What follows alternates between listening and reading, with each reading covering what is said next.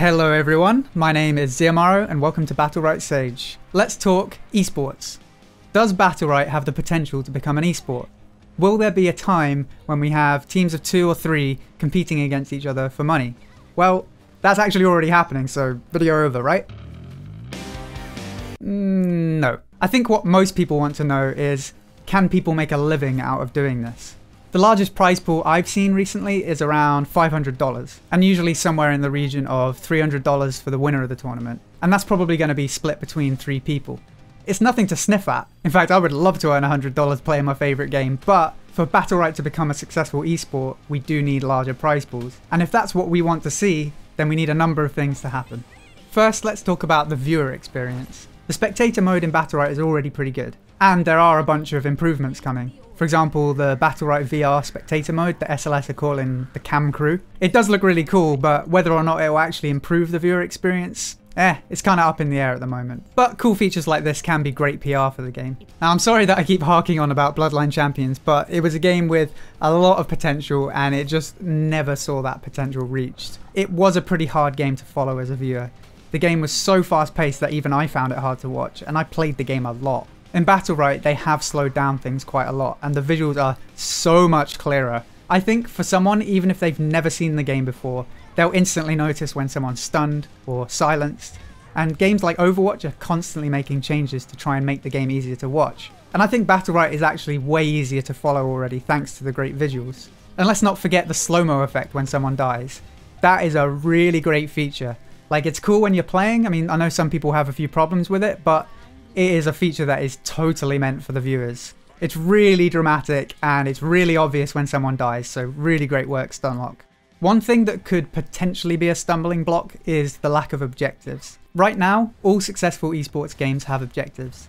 However, there have been some pro scenes built around games like Quake and fighting games in the past that are basically deathmatches, so there is room for a deathmatch style esport. If you want to be optimistic, you could actually see that as a gap in the market, and the simplicity of it does make it easy to watch. Plus, the middle control does make for a fun minigame, and it focuses the action around a central point. So the game certainly isn't devoid of objectives, it's just not the main focus. Overall, I think the viewing experience is really good for the early stages of the game. It's not perfect yet, but Stunlock seem eager to address any shortcomings the game does have. Just one example is the addition of the cursor in spectator mode. That was added in the prehistoric Mania patch, which was just last week, so we're already seeing improvements. Second, let's have a look at the infrastructure. As I mentioned at the start of the video, we already have regular tournaments with prize pools. There is definitely an appetite to build a pro scene. One feature that's coming in 2018 is the in-game tournaments, and I am super excited about this feature. It's actually a feature they're bringing over from Bloodline Champions, and I think this is a really good talking point for the game. So, multiple times a week, there would be a 2v2 or 3v3 tournament. Sometimes there would even be more than one in a day. There were different brackets for the tournaments. Some would be high ranks only, some would be low ranks only, and others would be open to anyone.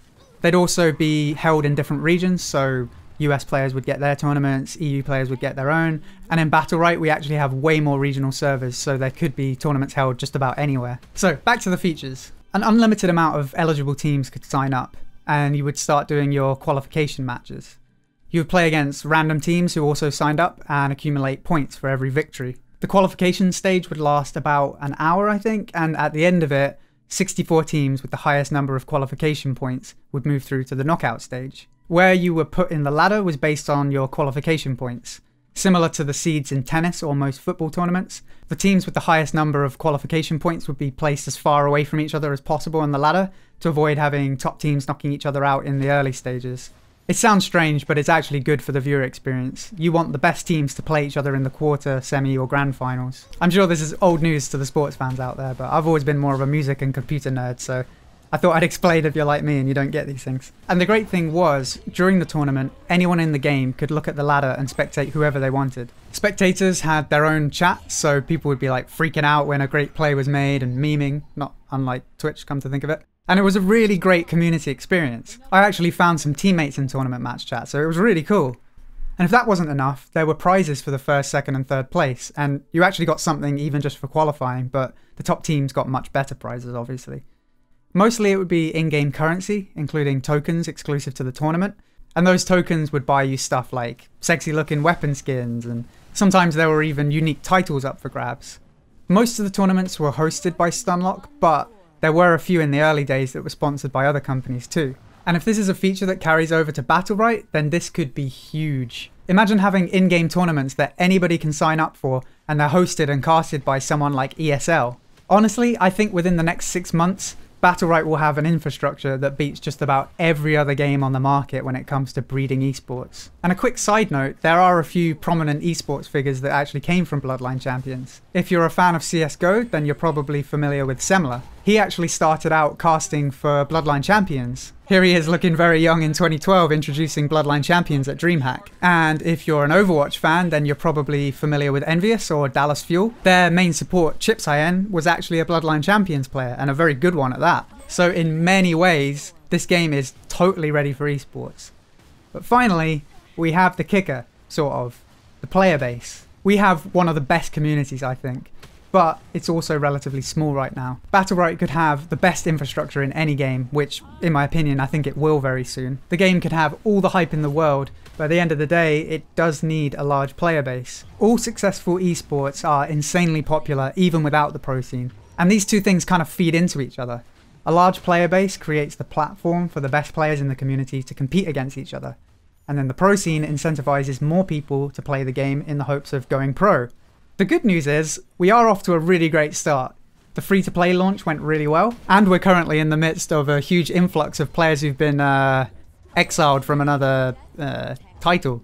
And not only that, we do have the support of some great YouTubers and streamers like Total Biscuit, and on Twitch we've got Averse and Teldo and loads more. And actually my main motivation for setting up this channel was to help new players, because Bloodline Champions as a game had a notoriously steep learning curve. Luckily this game isn't quite as hard to learn, but it's still a pretty steep learning curve. So I think the more resources we have for new players to learn, the better. Ultimately, I think the success of the game, both for fun and for esports, is in all of our hands. So tell your friends, be welcoming and helpful to new players, and more than anything, just remember to have fun. Battlerite's an amazing game, and we've only seen the tip of the iceberg for what the game has to offer. There's so much to be excited for, and the future looks really bright. So I think projecting that positivity is what will make this game grow.